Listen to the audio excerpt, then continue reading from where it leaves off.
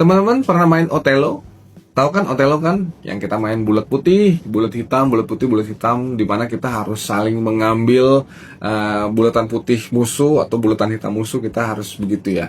Dan teman-teman sadar gak, game Otelo ini adalah game di mana kita saling mempengaruhi.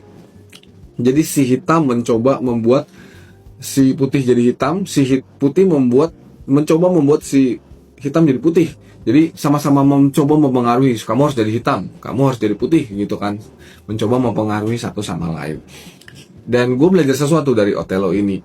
Ya, kalau setiap kita manusia bisa dibilang hitam atau putih adalah jahat dan baik. Jadi setiap manusia punya kecenderungan dua, antara dia jahat atau dia baik. Ya, yang nggak ada orang yang dua-duanya gitu. Kalau dia jahat, dia jahat. Kalau dia baik, dia baik. Dan kita harus memilih, kita yang mana? Apakah kita orang jahat atau kita orang baik? Nah, misalnya kita memilih sebagai orang baik ya, sebagai orang baik, kita harus tetap memilih untuk menjadi orang baik. Ini contoh kasusnya. Misalnya kita ya dijailin oleh orang, kita diperlakukan hal yang tidak baik oleh orang, mungkin kita ditipu oleh dia, mungkin kita dirugikan oleh dia. Dan kalau kita memilih sebagai orang baik, respon kita juga adalah respon yang baik. Ya bukan berarti kita nggak berhak marah, kita berhak marah.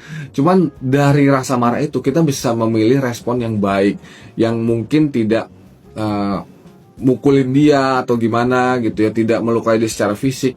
Tapi ya udah terima, dan juga kita terima ini sebagai pelajaran, kita telan aja, dan ya udah gue nggak akan dekat-dekat lagi sama dia, karena sebagai orang baik ya kita melakukan hal yang baik.